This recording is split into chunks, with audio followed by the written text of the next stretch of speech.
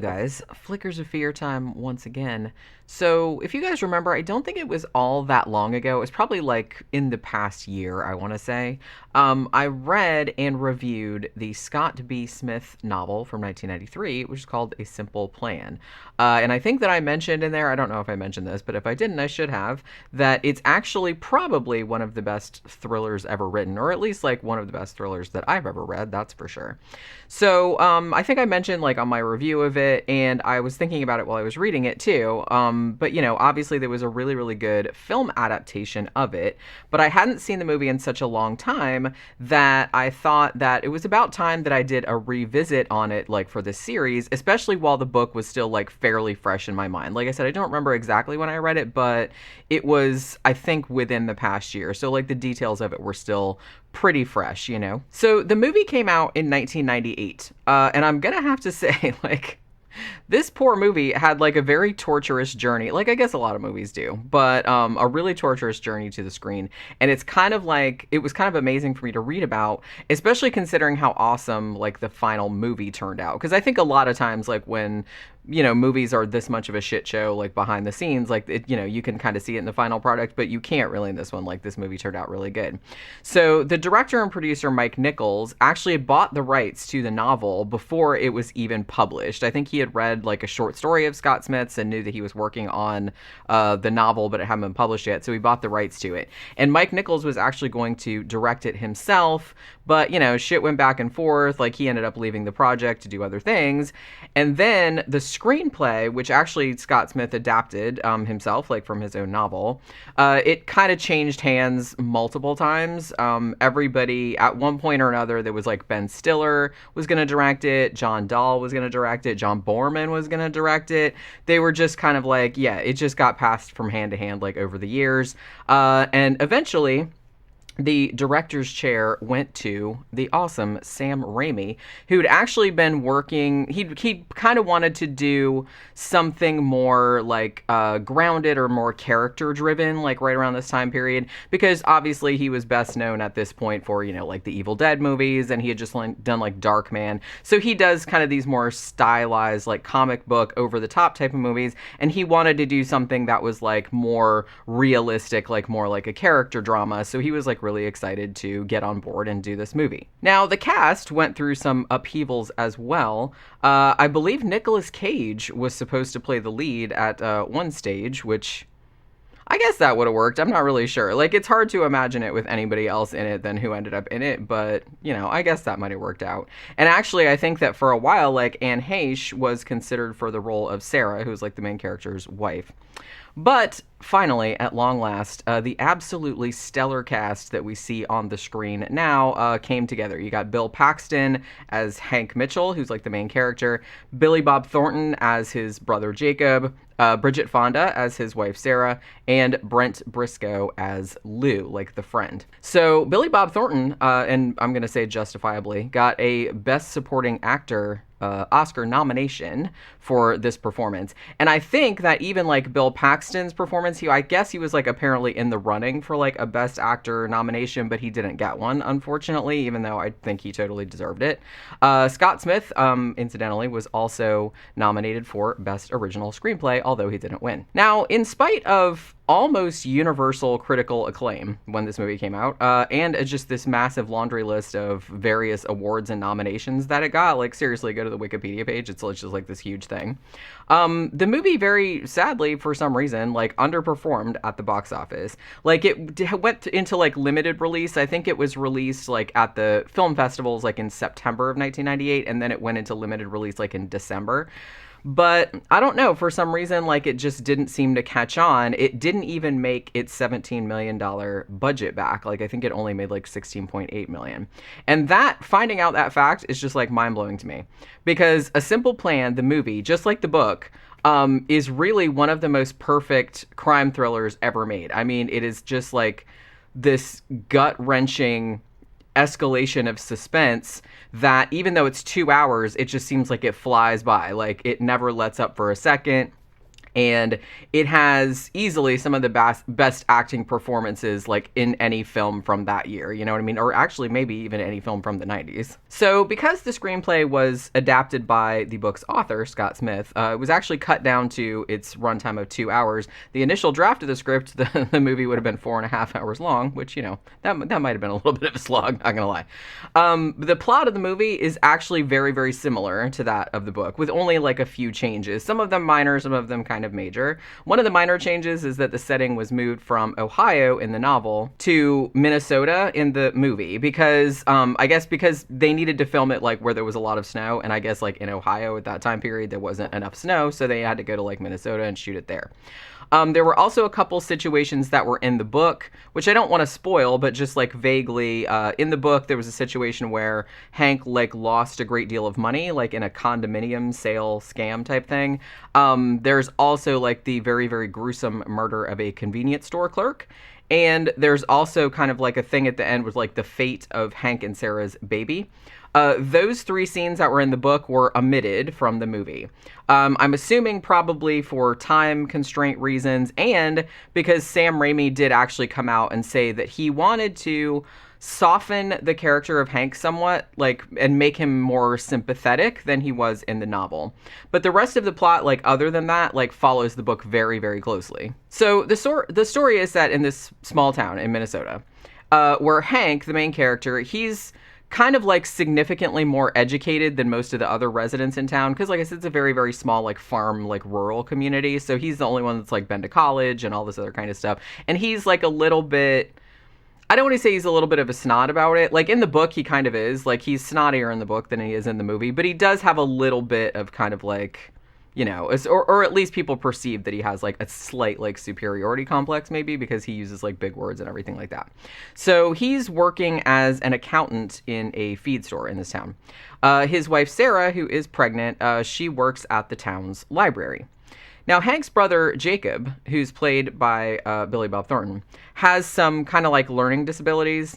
He's unemployed, and he spends most of his kind of dead-end existence just getting drunk with his kind of obnoxious and also unemployed friend, Lou, who Hank can really like barely stand. Like they're always like sniping at one another. Like I said, there's a lot of resentment between Lou, like, thinking that Hank is, like, too big for his britches, essentially. So he's always, like, talking about, ooh, those big words he uses and blah, blah, blah. So there's, like, a lot of resentment between the two of them. Now, Hank and Jacob's father died recently. I think in the book it was both parents, because I think it was an accident. But I think in the movie it's just their dad. So Jacob actually lives on the family's farm, like in the farmhouse, and he's kind of hoping one day to be able to kind of open the farm back up again, because I guess it's fallen on hard times and they don't really do any farming on the farm. So he wants to kind of follow in his father's footsteps and become a farmer, but he doesn't really have the money to, you know, get started. So one day, while Hank, Jacob, and Lou are coming back, I think they were visiting the cemetery, like where their dad was buried. Fox actually runs in front of their truck, and they kind of swerve, and it runs them off the road into the snow. And you know, and at that point, like Jacob's dog, whose name is Mary Beth, just like in the book, runs off after the fox. Like so, he runs off into the woods. So while the 3 guys are looking for the dog, who's fine, by the way, because I know. Because I always worry about that too. The dog is fine. Okay, nothing bad happens to the dog. So they're looking for the dog, and they come across a crashed plane, which is partially buried in a snowbank. Upon investigating this crashed plane, they discover not only that the pilot of the plane is dead, and it's pretty grody because like all the fucking crows are like pecking at his eyes and shit like that, as they would, you know, crows gotta eat too.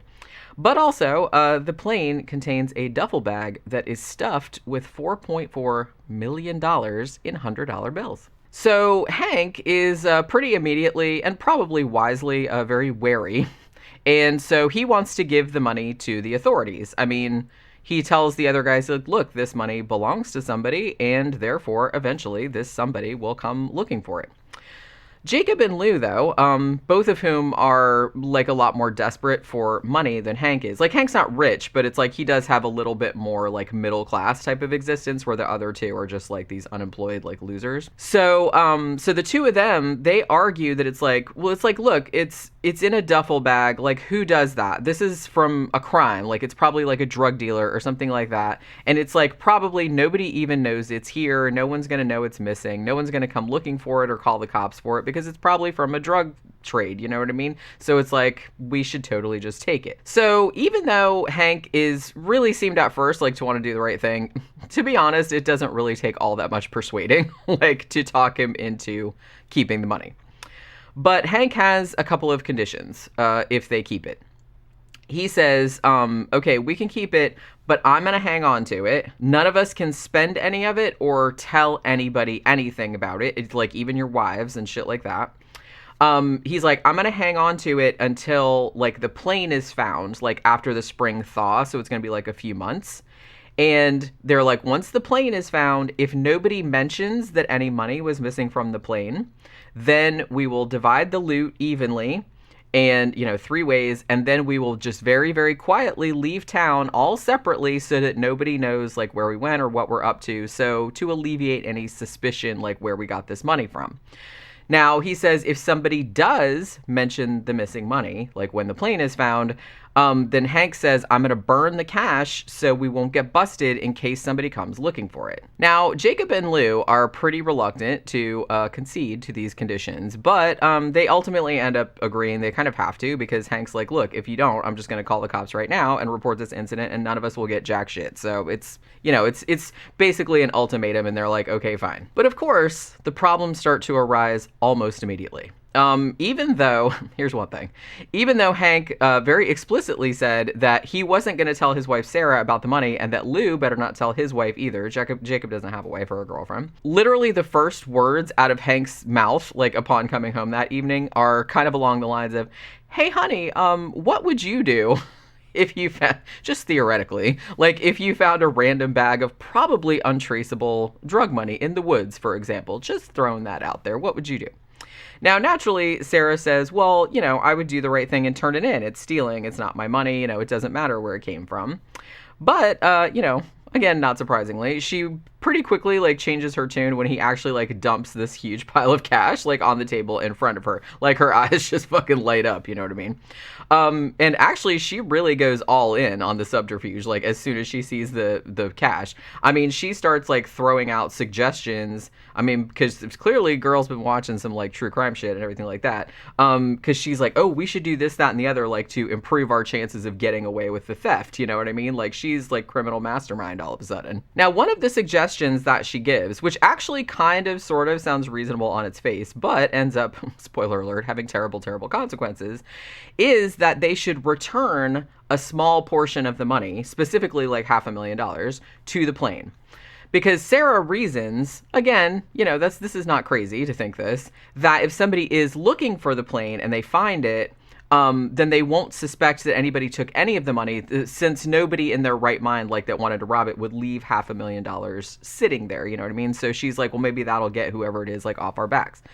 So Hank's like, okay, that actually does sound like a pretty good idea. So he actually goes back to the plane to put some of the money back. But during the course of doing this, various circumstances unfold that tragically ends up leading to a murder, which inevitably leads to a cover-up of said murder, and that leads to just more and more dire consequences later on. I mean, the whole thing just, like, snowballs and snowballs and snowballs as they have to keep, like, covering up, like, the worst shit that they did, like, before, you know what I mean? So from that point forward, like, the plot really begins to thicken big time as the 3 men and 2 women, because, yes, Lou told his wife about the money too, even though he said that he wouldn't, they try to keep the existence of the money a secret, and in the course of doing this, start developing really, really, like, deep mistrust of one another's motives, and really their all of their morality just starts to erode very, very precipitously. It's like, it's really something.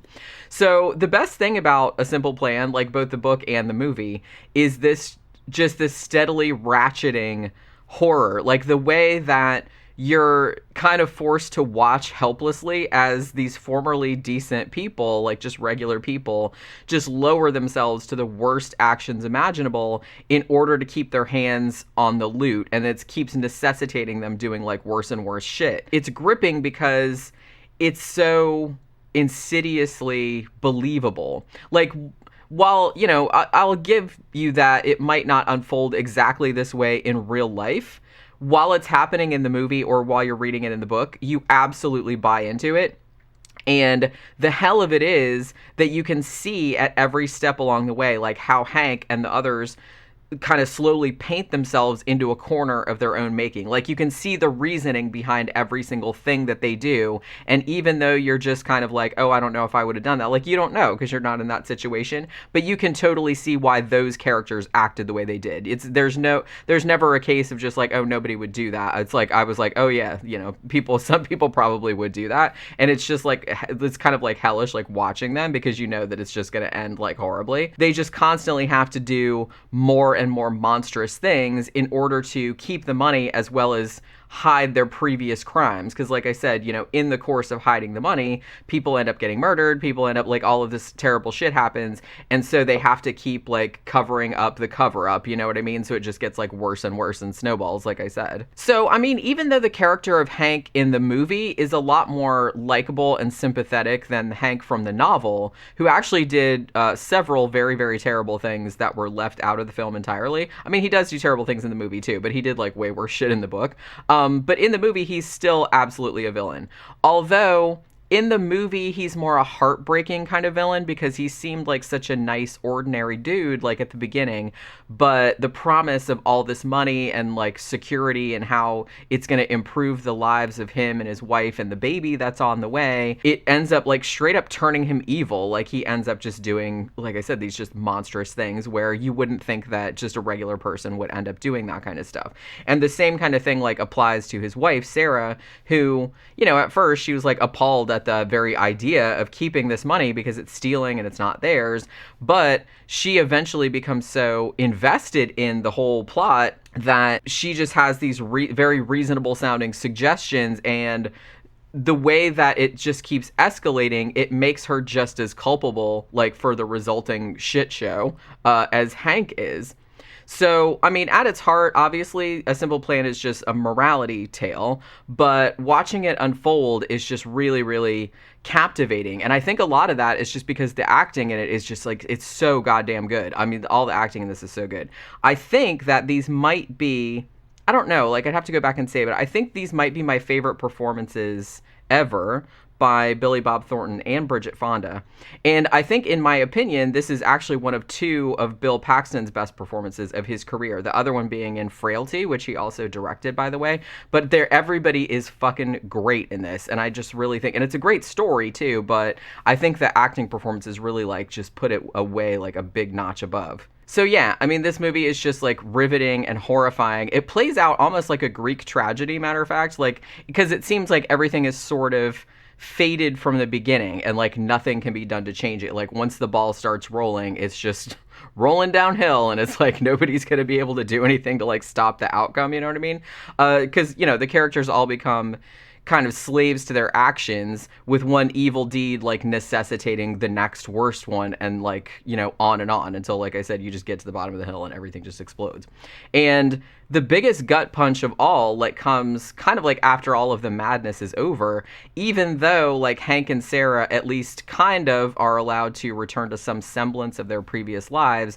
They now have to do that with the knowledge of all the fucked up shit that they did, and deal with the fact that their formerly happy, satisfactory lives are now like tainted. Like, they're not good anymore because of all the shit they had to do, because everything was just been tainted by greed and the knowledge of the shit that they did, like, in the service of that greed. So now like their lives are they're significantly worse off than they were before they found the money, you know what I mean? So now, while I will say that the book is a lot more brutal than the movie, just in terms of like how bad shit gets and like how like some of the, you know, evil deeds that some of the characters do, that were a few of which were left out of the movie.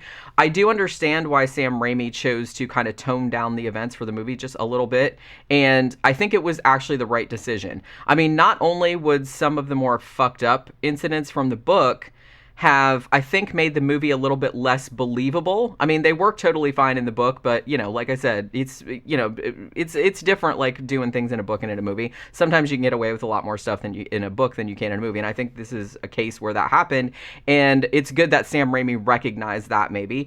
I think, too, that, like I said, he wanted to make Hank a little bit more relatable and maybe, like, slightly less evil, like, you felt kind of more bad for him, whereas in the book, he was more of a dick, you know what I mean? And I think, like, the horrifying part of the book came from just, like, even though he was just a regular dude at the beginning, but just, like, how fucking bad it got and how he got to this place, you know what I mean? Whereas in the movie, I think it's a lot more emotionally affecting and a lot more tragic, because he seemed like such a nice man and he ended up doing just horrible shit, and you kind of put yourself in the shoes of that. It's like, oh my god, like, would I do the same thing? Like, this escalating fucking shit show, would the same thing happen, like, if I found all that money, you know what I mean? And it's totally possible that it could. So both the book and the movie are absolutely worth your time if you like thrillers, because like I said, it's probably like the best ones I ever saw / read. Although they are very similar plot-wise, I wouldn't hesitate to recommend both of them, and I think probably if you like the movie, you should read the book and vice versa, because the tone in both the book and the movie is slightly different. Like, they kind of come at it from a little bit of a different angle. Like, I think each of them brings like a little bit of a distinct spin, like, on what is essentially the same story, but they're both absolutely really good. So if you've read the book or seen the movie or both or whatever, let me know what you think about them in the comments, and that'll do it for this Flickers of Fear. I'll see you guys again on the next one. Bye.